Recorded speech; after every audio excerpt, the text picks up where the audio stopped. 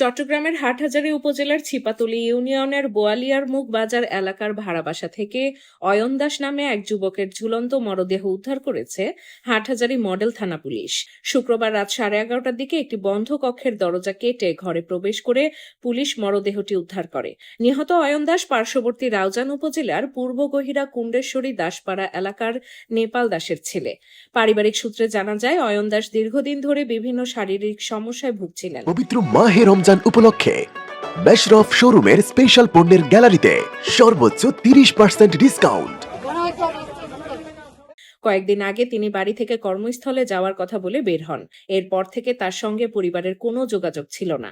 স্থানীয় সূত্রে জানা যায়, শুক্রবার ইফতারের পর বোয়ালিয়ার মুখ বাজার এলাকার একটি ভাড়া বাসা থেকে দুর্গন্ধ বের হতে দেখে স্থানীয়রা বিষয়টি ছিপাতলী ইউনিয়ন পরিষদের চেয়ারম্যানকে জানান।